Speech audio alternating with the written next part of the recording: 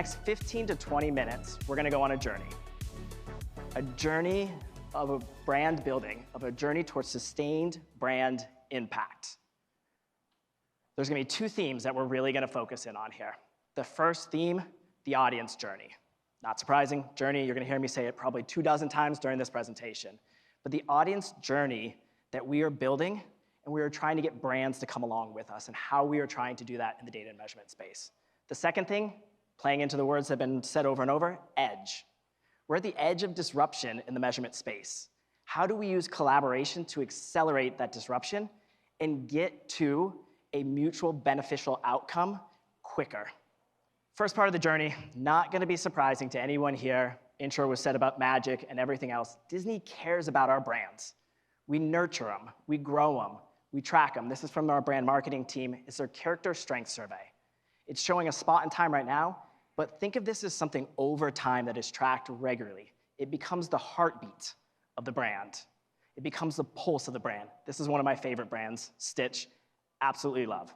We're gonna see a 30-second creative from last Super Bowl, not the recent one, that still is stuck with my family and is still one of my favorite moments of Stitch.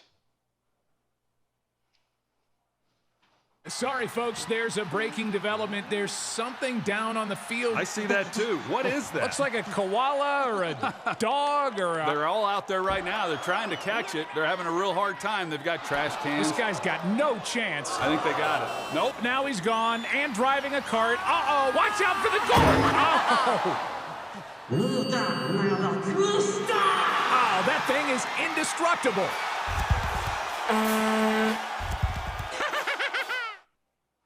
All right, who remembers that creative? Show of hands. Who went to see the movie? Seeing a lot of the same hands. It's a good thing for the narrative that I'm trying to build here. For the Super Bowl has an emotion. It has a component to it. That's friends, that's family. You're sitting around watching the game. You are together. When you think of Stitch, friends, family, togetherness.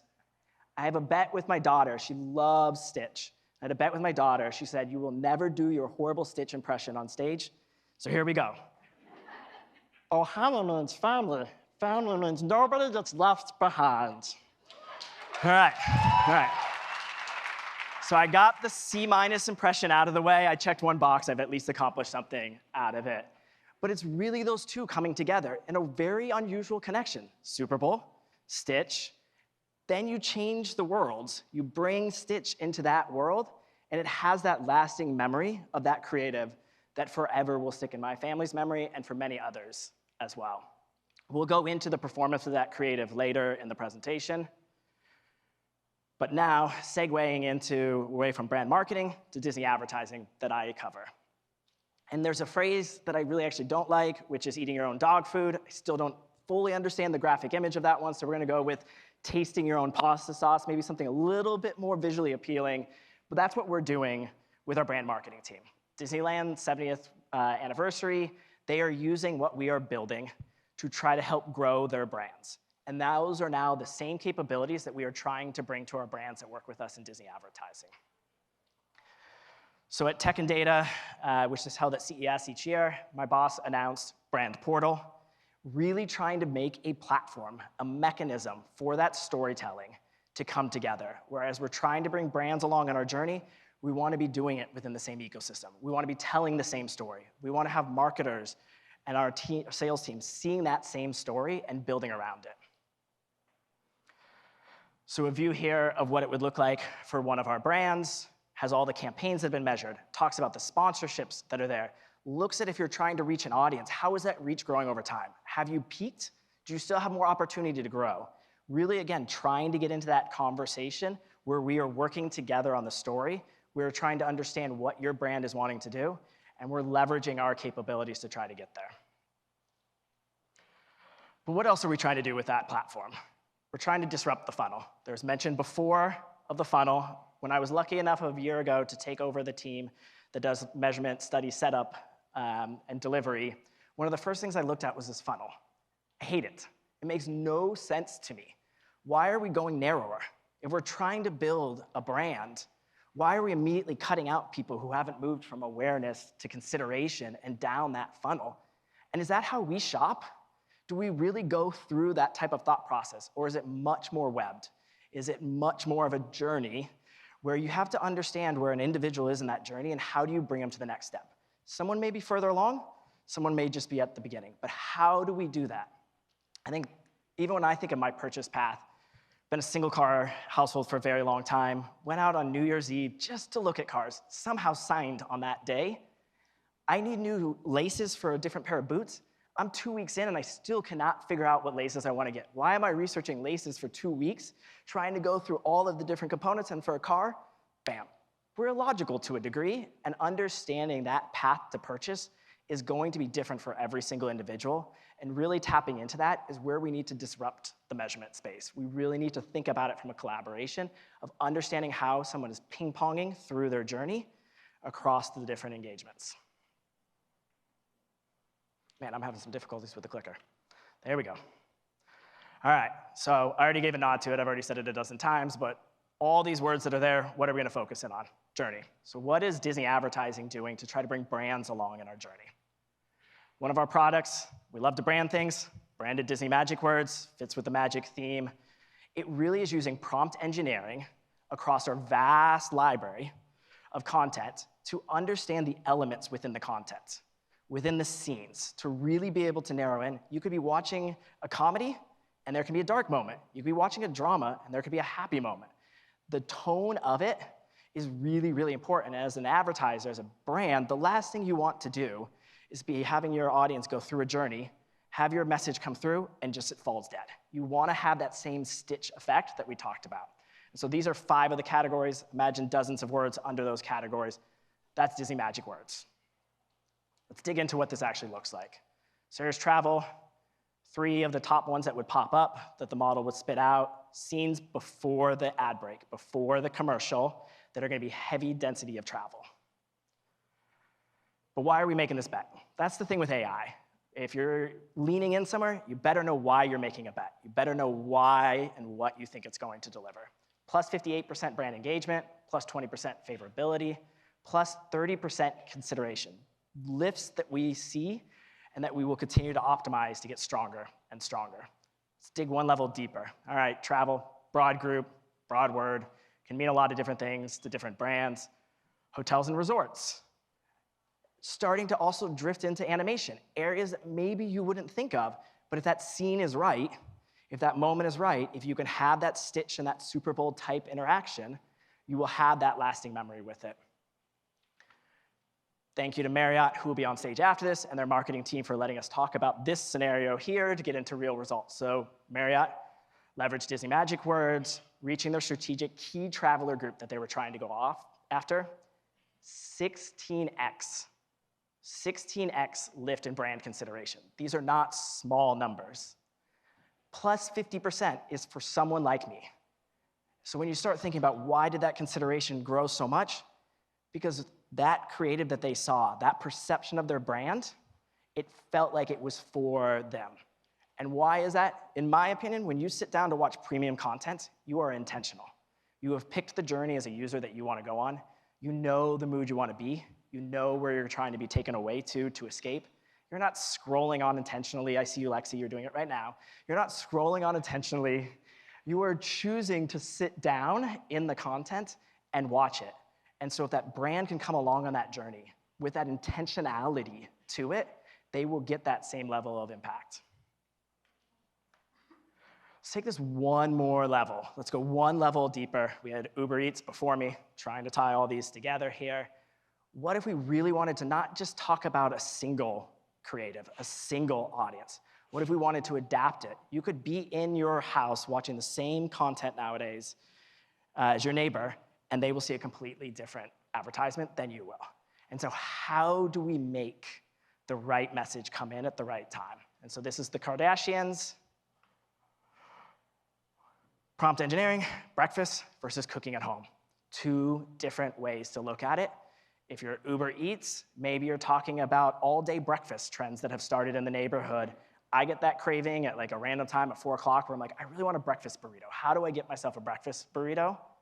Or on the right side, maybe you're in that audience of people who like to host big parties for friends and family, and all of a sudden you realize you're missing key ingredients. And you're watching the Kardashians cook at home, and bam, Uber delivery for the ingredients that you need. Again, having that ability to adapt to the audience and the creative to make it feel natural in the experience. All right, so we hit journey. We're gonna pick out one other word from this word graph. There we go. Why? At the end of the day, you gotta think about the lever you're trying to pull, the decisions you're trying to make. Why are we trying to lean into this area? I go back to the Lilo and Stitch example and the results on it. Number 1, most viewed entertainment spot. Number 2, Google Trends spike. Number 4, most talked about. So when you start thinking about the digital views, you had your reach of the Super Bowl, large reach, main event, but you got so much more afterwards from it.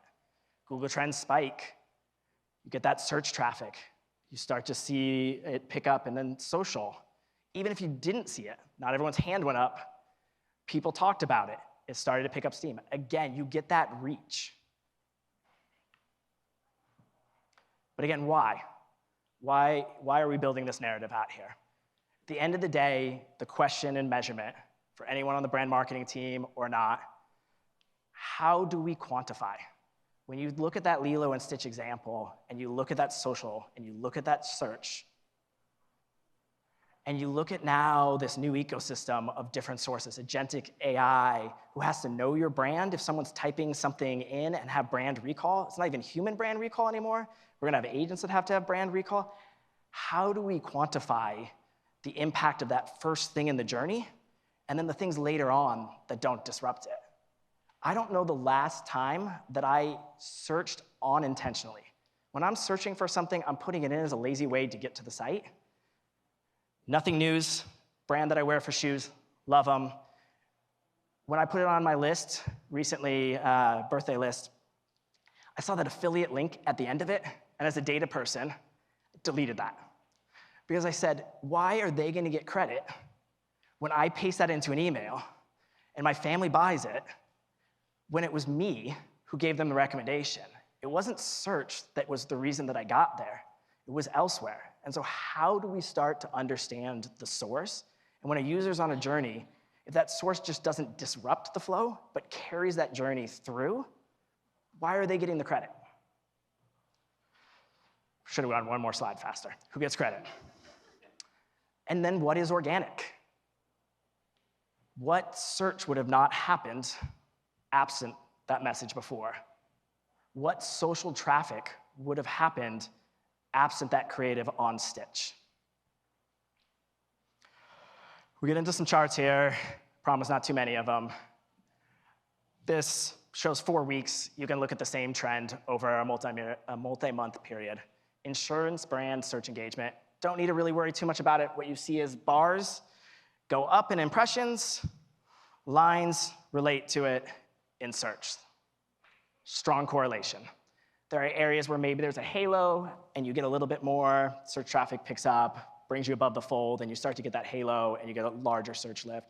Maybe a little bit of a lag sometimes, depends on what type of content the user's watching. Are they actually searching during it? But really that strong correlation between the two activities. Another example here, not gonna go through all the numbers, but I'll try to slow down in case anyone wants to look at them. Left side, we're looking at the control, absent any exposure. This is for ESPN college football sponsorship. Ads only, people who are just exposed to an ad during their engagement session. Sponsorship, something within the content. You start to see that 2x when you get to sponsorship. Ads and sponsorship, you start to get to that almost 3x. You start to get that halo and those start playing together. You start to build that journey and reinforce that journey over and over within the messaging. And when we think about brand building then, there's some interesting things even here that I look at immediately, which is that higher percentage of people state willing to purchase than to go to a site and an app. A little bit of a different view of that path to purchase. Now there's brick and mortar in here, and so if you've got all of the different components, maybe you see a slightly different number. But also, as we were talking about lifetime value, or what is sustained brand impact for this particular brand, maybe they want that traffic driven to the app. Maybe that's the stickier point. And so when they're thinking about brand health and where they need to lean into, not for an imaginary campaign that ran from February 1st to February 28th, 30-day attribution, and then we're done. No, how do we look at the campaigns that ran for a whole year? How do we throw out those attribution windows and start to understand how we are building that heartbeat, that pulse, like we think about it for our brands? So I go back to the brand portal, intentionally deleted all of the content from that middle, the Disney brand impact metric, because there is a degree to which we know what it is for us, but we have got to work with the brands to understand what is that heartbeat for them, what are those correlations that we want to lean into, and how do we start optimizing towards them. All right, so I leave with some questions here. How do we understand the user journey? Anytime we're starting a conversation with a brand marketing team, what is your user journey? What is your user story to purchase? Where do we play a role in that story? Where do we play a role in that journey? Because at the end of the day, as we have those conversations, the ultimate goal for my team, for the North Star, for the 12, 24 months ahead is, how do we begin to optimize? How do we begin outcome steering? How do we begin to influence that journey? So if you're 25% likely to buy, how do we get you to 27, to 30? If you're 90, how do we get you to that 100? How do we understand where you're at and start steering towards the next step for you? How do we do this at scale? Team supports a couple thousand advertisers. We've got to do this in a way that we can do across the board. One of my favorite analogies is, think of building pieces. You can throw them all together and you can build a castle. The directions are there, and then that castle sits in a little shed that your kids never see again. But how do we actually now take that back, and every time we're engaging with a brand, start back at that foundation and say, let's put these pieces together. I've got these ones, you've got these ones. Let's start building a different house, a different vision than just that castle. How do we do it while keeping the context and creativity? As a data and measurement person, I would love to say that it's us that are driving all of that impact.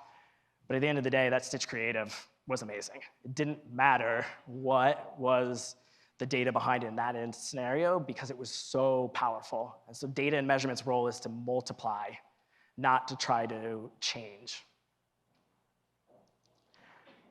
Since we're at a data collaboration conference, need to make sure I tie this all back together. Why does data collaboration matter more than ever? I go back again to that Stitch example. We know our brands because we are working with them day in, day out. We understand what we're doing with them in the search space. We understand what we're doing with them on the social space. But for data collaboration, we need that back and forth partnership. We need to understand, what is that lever that you are trying to pull? What is that heartbeat that you are trying to monitor over time? And finally, why does it need to evolve? We've been in the clean room, data collaboration, bunker, pick your phrasing, for 5 or 6 years now. And we've had a lot of successes. We'll put out our press releases on the stats of it. But it's still being done too far from the decision makers. The personas that are engaging in these environments aren't always the ones pulling the levers. And so as we think about data collaboration and how it evolves, there are 2 pieces that really I push to my team. 1, latency. And this is the disruption that's going to happen in the measurement space. If you run a measurement study and you get the results 4 weeks after the campaign, how are you going back in time and remembering what decisions you would make? You've got to have a latency where you can make those decisions at the time in which you're trying to pull a lever, at a time when you're trying to optimize. And we need to find a way to get that insight closer to the decision makers that are pulling the lever. It can't be a silo thing. That's at least why we are leaning into Disney Compass, to try to create a platform that all can see. But we are agnostic in the space. We just want to bring the data closer to the decision makers.